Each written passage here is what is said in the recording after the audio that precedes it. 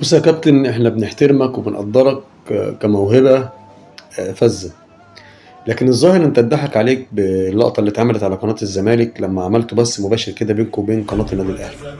قناة الاهلي اللي ما جابتش سيرة اي حاجة من عملها الواد اللي ما بيستحماش الشحات في اخوان 2000. حضرتك طالع بتقول ان جمهور الزمالك بيقول ان الاهلي بيكسب كل بطولاته بالحكام. لا، هو جمهور الزمالك ما قالش ان النادي الاهلي بيكسب كل بطولاته بالحكام، ولا قال انه بيكسب كل مبارياته بالحكام. لكن بنقول ان جزء كبير وكبير جدا من بطولات النادي الاهلي وجزء كبير جدا من ماتشات النادي الاهلي المهمة كسبوها عن طريق الحكام.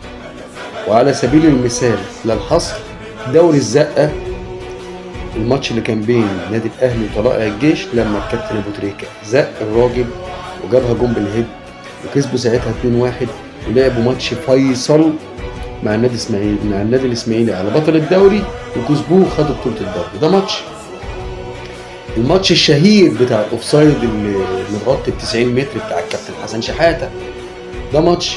والقصة كمان مش قايمة على ان الحكام يحكموا ماتشات مهمة ويدوا بطولات مهمة للنادي الاهلي وبس. لا، ممكن الزمالك يتظلم في ماتشات تكون سبب في خسارته للدوري او بطولات اخرى. على سبيل المثال الحصر في افريقيا، وليد ازارو لما قطع التيشيرت قطعه نصين، حسب له ضربة جزاء.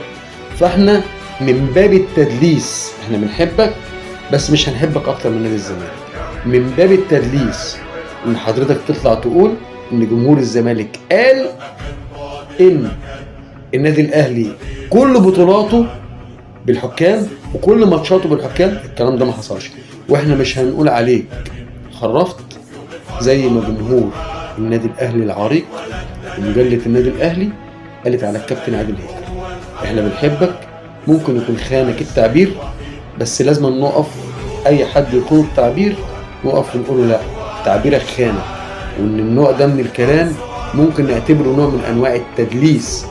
جمهور الزمالك مش منطقي انه 45 دوري يكونوا كلهم حرام، لكن فيهم دوريات كتير حرام. مش منطقي ان كل ماتشات النادي الاهلي يكسبها بالتحكيم لصالحه، لكن في ماتشات مهمة. ده كلام الناس العاقلين واللي بيقولوا الزملكاويين. واللي قال ان النادي الاهلي اكبر مفسدة في مصر ده كابتن مصطفى يونس الاهلاوي، مش حد من كباتن نادي الزمالك، يا كابتن حمادة عبد الله.